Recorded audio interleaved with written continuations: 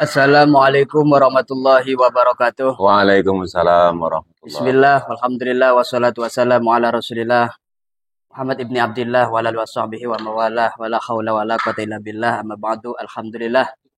Saudaraku kaum muslimin wal muslimat dimanapun berada, mudah-mudahan semuanya senantiasa diberi Allah kesehatan, sehat jasmaninya, sehat rohaninya, dan mudah-mudahan segala urusannya baik yang sifatnya dunyawiyah maupun yang sifatnya ukhrawiyah senantiasa diberi Allah kemudahan. Amin ya rabbal alamin. Nah, saudaraku kaum muslimin wal muslimat dimanapun berada, rahimakumullah. Alhamdulillah, pada kesempatan siang hari ini saya kedatangan tamu istimewa dari Ajan sana jauh. Alhamdulillah. Ini kesempatan untuk saya tanya-tanya sama Al-Mukarram Ustadz Saifuddin Al-Ajani. Assalamualaikum Ustadz. Waalaikumsalam. Bisihah. Alhamdulillah. Gimana kabarnya ini? Alhamdulillah. Bikhair bitumaikum. Alhamdulillah. Jadi begini Ustadz. Ini kan bulan Rabiul Awal ya. Iya. Biasanya bulan Rabiul Awal itu orang-orang anti maulid itu gencar-gencarnya menyerang kita, khususnya warga Nahdliyin. Mereka membid'ah-bid'ahkan kita itu memperingati maulid. Nah, jadi kesempatan ini saya mau bertanya tentang masalah bagaimana tanggapan Ustadz bagi mereka yang anti maulid senantiasa gencar sekali membid'ah-bid'ahkan peringatan maulid. Monggo Ustadz. Waduh. Silakan. Karena ini momennya luar biasa nih Ustadz. Artinya karena Rabiul Awal kan gencar sekali anti maulid itu bid'ah. Gimana tanggapan Ustadz mengenai mereka itu yang mengatakan peringatan maulid adalah bid'ah ya? Ini mohon maaf sebelumnya. Kita tidak membicarakan mereka yang membid'ahkan kita membaca maulid atau merayakan peringatan lahirnya Nabi Muhammad Sallallahu Alaihi Wasallam. Tetapi ini untuk pengetahuan kita bersama umat Islam, khususnya syukur bagi mereka yang biasa membid'ahkan, yang menganggap itu haram. Mereka mau bertaubat dan ikut dengan kita. Amin, amin, amin. Karena orang berpikir bahwa yang namanya bid'ah itu sesuatu yang tidak pernah dilakukan oleh Rasulullah Sallallahu Alaihi Wasallam. Nah, itulah biasanya yang dijadikan senjata oleh mereka yang anti maulid itu, Ustaz. Itu karena mereka hanya melihat syarat tekstualnya saja dan tidak melihat dalam kontekstualnya saja. Padahal mohon maaf dengan segala kekurangan yang kami miliki, di dalam Al-Quran, di dalam hadis Rasulullah Sallallahu Alaihi Wasallam, bahkan tidak sedikit pun dari ayat yang diturunkan oleh Allah untuk Rasulullah Muhammad Sallallahu Alaihi Wasallam itu diturunkan oleh Allah Subhanahu Wa Taala karena adanya dan kemuliaan Rasulullah Sallallahu Alaihi Wasallam. Maka Al-Quran itu sendiri diturunkan oleh Allah Subhanahu Wa Taala di samping sebagai wahyu. Itu juga karena Allah melahirkan dan mengutus Nabi besar Muhammad SAW sebagai Nabi dan Rasul. Maka bayangkan kalau Nabi itu nggak jadi lahir di dunia. Logika kita, Quran kira-kira ada nggak? Ya, jelas tidak ada, Ustaz. Logikanya. Ya. Gitu. Itu udah masuk akal itu ya. Iya. Kita nggak usah ngomongin dalil dalam-dalam lah. Ya, karena orang yang nggak seneng ya apapun yang kita sampaikan tetap nggak seneng. Seneng ya. Gitu. Maka mudah-mudahan gambaran logika yang seperti ini bisa mempermudah kita untuk menerima realita bahwa Allah menurunkan Al-Quran, adanya hadis Rasulullah Sallallahu Alaihi Wasallam itu karena apa? Kanjeng Nabi itulah lahir. Satu. Yang kedua, karena Rasulullah lah dilahirkan di muka bumi yang kemudian atas skenario Allah, Rasulullah diangkat sebagai Nabi dan Rasul pada usia 40 tahun. Itu juga kita harus dilihat konteksnya. Imam Syafi'i itu 7 tahun sudah hafal Quran, 9 tahun, bahkan 13 tahun sudah menjadi mufti. Kenapa Rasul nggak diangkat pada usia-usia tersebut? Ya. Maka perjalanan hidup Rasulullah SAW sejak lahir sampai usia 40 tahun itu, hikmah yang bisa kita ambil adalah seolah-olah Allah itu ingin menunjukkan kepada umatnya, ini loh sosok Rasul, sosok Nabi yang kemudian menerima wahyu dari Allah dan membawa risalah dari Rasulullah SAW yang juga melalui kehidupan yang normal selayaknya manusia. Tetapi normalnya beliau juga dilihat dari aspek umumnya saja. Tetapi apa yang beliau lakukan tidak umum, tidak seperti itu. Ya. Salah satu contoh, orang sering sekali mempertimbangkan kehidupan kebahagiaan umat Islam itu dari aspek materi. Sehingga orang melihat orang keberhasilan orang beriman itu dari aspek materi. Rasulullah itu seorang pedagang. Perdagangan Rasulullah yang dilakukan itu bukan hanya perdagangan dari Pasar Pangkul ke Banjarnegara yang perjalanannya hanya 2-3 menit selesai. Rasulullah itu melakukan perjalanan dari Makkah ke Basrah. Yang kurang lebih itu jarak tempuhnya hampir 1000 kilo. Bayangkan, perjalanan 1000 kilo tidak melewati angkutan udara, belum ada bus, belum ada kereta api cepat, menggunakan onta. Itu kira-kira berapa hari atau berapa bulan? Cukup lumayan nih Ustaz, makan waktunya itu. Iya. Orang mau cari duit, mau berdagang saja, Rasulullah itu modal makannya saja. Gitu loh, di perjalanan. Itu bisa dipertimbangkan. Jadi intinya Ustaz, mereka yang anti maulid yang senantiasa gencar itu mengatakan bid'ah, intinya gimana itu Ustaz? Artinya mereka tidak melihat sisi aspek kelebihan dan kemuliaan Rasulullah Shallallahu Alaihi Wasallam. Atas begini Ustaz, biasanya yang dijadikan senjata bagi orang anti maulid itu juga begini perkataannya Ustaz. Kalau toh maulid itu memang dianjurkan oleh Rasulullah SAW, kenapa itu para sahabat yang bisa dikatakan orang yang paling cinta kepada Rasulullah, toh itu tidak melaksanakan, bahkan 4 imam madhab juga tidak melaksanakan. Nah itu bagaimana menyikapi pernyataan orang-orang anti maulid yang demikian itu Ustaz? Ya karena mereka hanya melihat tekstualnya saja, tidak melihat kontekstualnya saja. Kenapa para sahabat tidak melakukan maulid Nabi, tidak membaca maulid Nabi, bahkan tidak ada yang menyusun kitab maulid Nabi dari kalangan sahabat? Karena apa? Ya Nabi dilihat di depan mata mereka. Berarti sehari-hari sahabat itu hidup dengan Rasulullah, apalagi yang dibaca. Tapi yang harus kita lihat dari kehidupan para sahabat, mereka itu selalu datang ke majelisnya Rasulullah Shallallahu Alaihi Wasallam untuk mencari tahu, untuk bahkan semua ingin ditiru oleh para sahabat. Sampai-sampai saya contohkan satu saja, yang namanya sahabat Abdullah ibnu Mas'ud. Itu mohon maaf, itu orangnya kalau istilah sekarang itu kerdil ya Ustaz ya. Kecil, ya. Kurang lebih 60-70 cm lah. Dan Rasulullah itu lebih tinggi dari beliau. Itu ketika Rasulullah dan sahabat Abdullah bin Mas'ud berjalan. Ketika Rasulullah melewati batang kayu yang melintang di depan muka Rasulullah, itu Rasulullah menunduk karena khawatir kepalanya nyangkut. Ya. Tetapi apa yang dilakukan oleh Ibnu Mas'ud? Beliau kerdil, mohon maaf, jauh. Tingginya itu separuh dari Rasulullah atau bahkan lebih pendek. Tetapi Ibnu Mas'ud ikut nunduk gitu loh. Akhirnya Ibnu Mas'ud ditanya, "Ya Ibnu Mas'ud, kenapa engkau lakukan seperti itu? Kenapa engkau menunduk? Mestinya engkau kan nggak menunduk. Karena apa? Tidak mungkin yang nyangkut." Apa jawabnya Ibnu Mas'ud? Karena saya melihat Rasulullah menunduk. Maka sejak saat itu ketika Abdullah ibnu Mas'ud lewat di jalan itu, walaupun sendirian, sahabat Ibnu Mas'ud itu selalu menundukkan kepalanya. Karena apa? Di situ setiap Rasulullah lewat, itu menundukkan kepala. Pernah lewat sama Rasulullah, takut kena tangkai. Yang perlu kita ambil hikmahnya apa? Ini loh kehidupan para sahabat dengan Rasulullah yang tidak mungkin disamakan pada zaman hari ini. Gitu. Artinya apa? Maulidnya itu berjalan di depan mereka. Iya. Jadi artinya apa? Bisa dikatakan secara kontekstual Rasulullah itu sedang membacakan kehidupan dirinya, maulidnya dirinya di hadapan mereka dengan qiraatul haliyah. Iya. Bukan qiraatul kalamiahnya, tetapi ya kalamiahnya ya praktek dalam kehidupan sehari-hari. Nah sementara kita, mohon maaf, kita hari ini nggak melihat Rasulullah, jauh dari Rasulullah. Jangankan sama ya, melihat saja tidak.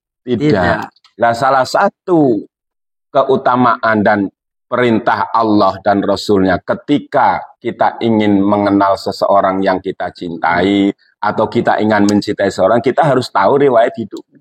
Maka maulid itulah kita bacakan. Konteksnya apa?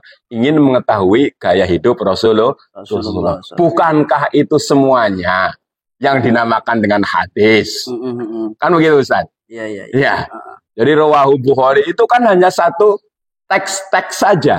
Nah, maulid ini secara universal, secara keseluruhan adalah hadis Nabi yang dipraktekkan dalam kehidupan Rasulullah SAW. Pertanyaannya, kenapa kita ketika membaca kehidupan Rasulullah yang mafhumnya itu adalah hadis? Karena hadis itu kan kalamnya, pembicaraannya, kemudian perbuatan beliau, kemudian perbuatan yang dilakukan oleh sahabat, tetapi Rasulullah mengiyakannya, atau yang bahasa istilah takririyah. Lantas seperti itu. Dan maulid itu isinya itu semuanya. Cobalah Anda yang anti maulid, silahkan baca kitab maulid dan artikan dan terjemahkan. Apakah ada yang bertentangan di situ? Jadi ada juga begini Ustadz, pemahaman orang-orang yang demikian itu ya, khususnya orang anti maulid lah Ustadz. Jadi begini, bahwa apa yang tidak Rasulullah Shallallahu Alaihi Wasallam kerjakan, laksanakan, itu dianggap oleh mereka adalah larangan, atau yang lebih jelasnya haram lah. Nah, sementara apakah ini sesuai dengan apa yang dikatakan dalam kaidah usul itu kan, atarku laisa bidalilin. Nah, itu tanggapan Ustadz bagaimana? Jadi setiap apa yang tidak Rasulullah kerjakan itu mereka anggap menunjukkan larangan. Apakah benar, apakah tidak? Sementara kita mengetahui kaidah itu kan, atarku laisa bidalilin. Monggo Ustadz. Ya gampang aja. Kalau memang mau simpel itu enak. Kita bukalah banyak sekali hadis Nabi yang berpesan kepada kita. Salah satunya Rasulullah pernah berpesan kepada kita. Ma taroktu syai'an yuqarribukum ilallah illa amartukum bihi. Rasulullah tidak pernah meninggalkan sesuatu. Artinya apa? Kalau ada perbuatan yang mungkin secara zahir kita tidak melihat Rasulullah melakukannya, karena kita ngaji hadis juga terbatas loh. Ya, hadisnya disusun oleh Imam Bukhari gitu loh. Lain dengan hadisnya yang disusun oleh Imam Tirmidzi dan lain sebagainya. Artinya apa? Imam Bukhari juga mohon maaf keterbatasan. Apalagi kita yang orang bodoh. Lebih dari terbatas dari seperti itu gitu. Jadi anggapan mereka bahwa apapun yang ditinggalkan oleh Rasulullah SAW itu menunjukkan larangan, itu gagal faham berarti. Gagal faham. Artinya kan, secara umum Rasulullah itu berpesan kepada kita, sesuatu apapun asal itu bisa mendekatkan diri kita kepada Allah Subhanahu wa taala, illa amartukum bihi. Sesungguhnya itu adalah sesuatu yang aku perintahkan. Apakah kita baca maulid? Kita menjadikan lupa Allah. Kita menjadikan jauh dari Rasulullah. Bukankah kita ketika kita duduk di majelis maulid, kita lebih banyak menyebut asma Allah, kita lebih banyak menyebut asma Rasulullah SAW, yang asmanya itu selalu berjejer di mana-mana. Asal ada kalimat Allah, pasti ada Muhammad, ada la ilaha illallah, harus ada Muhammadur Rasulullah. Itu loh. Dan di majelis maulid, apakah bukan itu yang disebutkan? Maka bentuk kesesatannya itu di mana? Jangan yang dibahas itu, jangan yang dilakukan dan tidak dilakukan, tetapi bentuk kesesatannya itu di mana? Nah, ini terakhir Ustaz, terakhir, bahwa apapun bentuk ibadah yang tidak ada pada zaman Rasulullah SAW itulah bid'ah kan? Nah, pertanyaan gini Ustaz, kebanyakan mereka itu orang anti maulid itu, kita katakan kalau setiap ibadah itu tidak dilaksanakan oleh Rasulullah, itu bid'ah. Yang dipertanyakan, apakah bid'ah itu hukum atau sebatas definisi? Monggo Ustaz. Kebanyakan kan kalau nggak dilakukan oleh Rasulullah, ibadah itu bid'ah. Apakah bid'ah itu hukum? Apakah hanya sebatas definisi? Nah, sementara kita mengetahui bahwa hukum itu kan hanya wajib, sunnah, haram, makruh dan sebagainya. Ini biasa mereka mengatakan bid'ah. Nah, pertanyaannya, apakah bid'ah itu hukum? Apa sebatas ibarat atau definisi saja dari ritual ibadah yang tidak ada pada zaman Rasulullah? Monggo Ustaz. Biar mereka yang bid'ah itu paham Ustaz. Yang repot kan kayak begini. Kita ngomong apapun mereka tetap seperti itu. Maka kalau kita mau hanya sekedar menjawab pertanyaan itu gampang. Yang namanya bid'ah itu ya bukan hukum. tetapi definisi suatu keadaan atau perbuatan. Gitu loh. Itu namanya bid'ah. Ma tahaddasa minna, sesuatu yang kita lakukan tetapi secara dohirnya Allah Rasulullah tidak melakukan. Itu kan pengertian definisi syar'inya itu bid'ah kan seperti itu. Tetapi itulah saya kembalikan apa pesan Nabi itu. Sesuatu yang mendekatkan diri kepada Allah Subhanahu wa taala meskipun Rasulullah secara langsung tidak melakukannya, itu adalah perintah dari Rasulullah. Jadi apapun yang menjauhkan diri kepada Allah Subhanahu wa taala sebenarnya wa nahyatukum anhu, sesungguhnya Rasulullah mencegah, melarang itu. Dan itu sesuai dengan Al-Qur'annya itu kalau nggak salah itu ma faradna fil kitabi min syai'. Jadi Allah itu bukannya lupa tentang nggak bahas maulid, nggak memerintahkan maulid Nabi, ihtifal pada maulid Nabi dan lain sebagainya. Allah tidak lupa, sudah ada di semuanya di Qur'annya. Permasalahannya bagaimana cara orang mengambil ya pengertian hikmah dari ayat dan tafsiran Al-Qur'an itu bagaimana, dan itu semuanya itu mohon maaf tergantung hati kita. Apakah hati kita itu selalu ta'aluk kepada iman kepada Allah dan Rasulnya apa tidak. Jadi intinya tadi itu Ustaz ya, bahwa bid'ah itu bukanlah hukum, akan tetapi sebatas definisi. Maka prakteknya itu kuncinya para kaum muslimin saudara-saudaraku sekalian, setiap ma yuqarribukum ilallah, mutlak apa saja ma yuqarribukum ilallah, yaitu perintah, itu perintah Nabi. Tetapi apapun itu, polesannya syukuran. Syukuran ini kan bahasa agama Pak Ustaz. Ya. Tetapi yang dilakukan apa? Udah syukuran. Kita kumpulkan orang untuk main gaple. Di situ ada biduan telanjang. Niatnya syukuran. Nah, syukuran yang seperti ini kan justru menjauhkan dari Allah Subhanahu wa taala. Maka yang seperti ini juga dilarang oleh Allah dilarang oleh Rasulullah sallallahu alaihi wasallam. Dan terakhir saya ingin berpesan. Dalam Al-Qur'an itu dikatakan wa kullan naqussu 'alaika min amba'ir rusuli ma nusabbitu bihi fu'adak. Semua yang telah Allah ceritakan kepada Nabi Muhammad itu kata Allah ma nusabbitu bihi fu'adak. Hikmahnya adalah agar hatinya Kanjeng Nabi itu kuat untuk menerima apa? Islam, iman, Al-Qur'an, sabar, dan lain sebagainya. Artinya apa? Rasulullah itu dibacakan maulid oleh Allah Subhanahu wa taala, yaitu ceritanya tentang kehidupannya Nabi Isa dalam surah Maryam, Nabi Yusuf, Nabi Ibrahim, Nabi Musa, itu semuanya adalah maulid maulid Musa, maulid Isa, maulid Ibrahim, dan itu Allah ceritakan kepada Nabi Muhammad sallallahu alaihi wasallam. Ditambah sedikit, Allah juga menceritakan ceritanya orang-orang soleh, Dewi Maryam, Luqmanul Hakim, Asia, mereka bukan Nabi dan Rasul, Ashabul Kahfi, mereka bukan Nabi dan Rasul. Itu pengertian kita itu secara umum mereka orang soleh. Maka kita orang ahlu sunnah wal jamaah ada yang namanya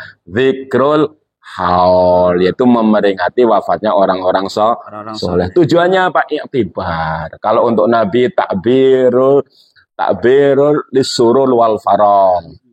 Nah, lahirnya Nabi kita hanya mengekspresikan kegembiraan atas lahirnya Kanjeng Nabi. Karena berkahnya lahirnya Kanjeng Nabi, kemuliaan itu diberikan oleh Allah. Dan banyak sekali. Nggak selesai kalau pada momen seperti ini yang begitu singkat. Mudah-mudahan udahlah, ayo yang biasa melakukan maulid Nabi. Pokoknya teruskan. Yang biat-biatan ben kewai. Mudah-mudahan Allah kasih putus hadan ya Allah wa iyyakum. Mudah-mudahan bermanfaat. Mohon maaf, wallahul muwaffiq. Enggak usah macam-macam Ustaz. Jadi ayat tadi itu Allah saja menceritakan kisah-kisah para nabi, para rasul, para orang soleh. Kalau istilah sekarang itu maulidnya. Iya, untuk mengukuhkan hatinya kanjeng Nabi. Lebih-lebih kita sebagai orang awam yang tidak mengetahui kanjeng Nabi, maka penting sekali kita diceritakan maulid Nabi kita agar supaya kita itu lebih cinta kepada Nabi. Iya. Ya kan? Iya. Dan berkahnya, manfaatnya itu Allah yang akan memberikan loh guys, bukan orang lain, bukan maulidnya, tetapi karena Allah senang, Allah memberikan kekuatan di hati kita untuk menerima iman dan Islam. Amin. Allahumma amin. Oke, saudaraku kaum muslimin muslimat, itulah perbincangan saya dengan Akhinal Karim, yaitu Ustaz Saifuddin Al-Azani. Semoga perbincangan yang singkat ini ada barokah dan manfaatnya untuk kita semua fi dini wa dunya hatta akhirah. Mungkin itu saja, wallahul muwaffiq ila aqwamit thoriq. Assalamualaikum warahmatullahi wabarakatuh. Waalaikumsalam warahmatullahi wabarakatuh.